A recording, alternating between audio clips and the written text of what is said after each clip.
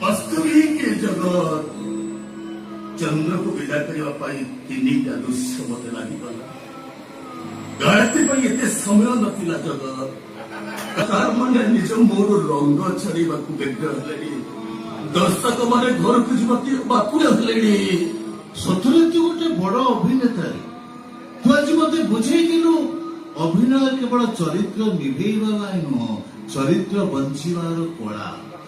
ଅଭିନେତାର ଶକ୍ତି ତା ମୁହଁରେ ନଥାଏ, ଭାବନାକୁ ଜୀବନ୍ତ କରିବାର କ୍ଷମତାରେ ଥାଏ। ବାସ୍ତବିକ ଜଗତ ଜୀବନ ସାରା ଏତେ ଚରିତ୍ରରେ ଅଭିନୟ କରି କରି ମୁଁ ଥକି ପଡିଛି ଯେ ମୋ ନିଜର ପରିଚୟ ବି ନିଜେ ଭୁଲି ଯାଉଛି।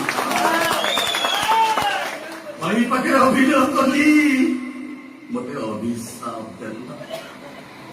ସ୍ତ୍ରୀ ପାଖରେ ଅଭିନୟ କଲି, ଅଭିଶାପର ମଞ୍ଜି ମୋ ଦେହ ସାରା ବୁଡି ଯାଇଗଲା।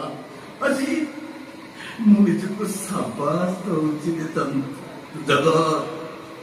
शाबाश हरिदास, शाबाश।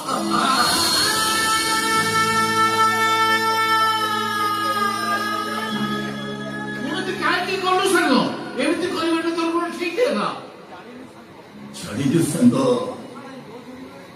ଯନ୍ତ୍ରଣାରେ ଲୁହ ଝରିଲେ ଯେତିକି କଷ୍ଟ, ତୋ ଲୁହ ଦେଖି ଆଉ ଜଣେ କାନ୍ଦୁ, ସେଇଟା ଦେଖିବାଟା ଜୀବନର ସବୁଠାରୁ କଷ୍ଟ। ଆରେ ମୁଁ ତ ମରିବି ବୋଲି କାନ୍ଦୁଛି, ହେଲେ ମୋ ଗାୟତ୍ରୀ ମତେ ବଞ୍ଚେଇ ରଖି ପାରୁନି ବୋଲି ସେ କାନ୍ଦୁଛି। ମତେ ଅଭିଶାପ ଦେଇଗଲା। ମୁଁ ଜାଣିଛି ମୁଁ ମରିଗଲେ ସେ ନିଶ୍ଚୟ କାନ୍ଦିବ। ତୁ ଯାହା କଲୁ ସେଥିରେ କଣ ସେ ଖୁସି ହେବେ? କିଛି ନହେଲେ ବି ଯେତିକି ଦିନ ସେ ବାହାରେ ରହିବ, ମୋ ମରିବା ପର୍ଯ୍ୟନ୍ତ ତା ଖୁସିରେ ବଞ୍ଚିବ। ଦେଖିପାରିଲୁନି ବୋଧେ? ଗଲାବେଳେ ସେ ବାରମ୍ବାର ପଛକୁ ଚାହୁଁଥିଲେ। କେମିତି ଚାହିଁବନି ସାଙ୍ଗ? ତା କଲିଜାଟା ପରା ମୋ ଛାତିରେ ବନ୍ଧା କରିଛି।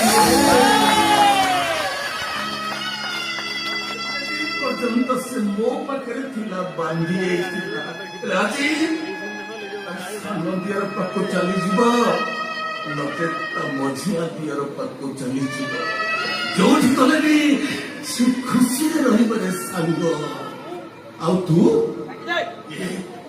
କାନ୍ଥରେ ଗାର ଟାଣି ଟାଣି ମରିବା ଦିନକୁ ଅପେକ୍ଷା କରିଥିବ ଏ ହରିଶ୍ଚନ୍ଦ୍ର।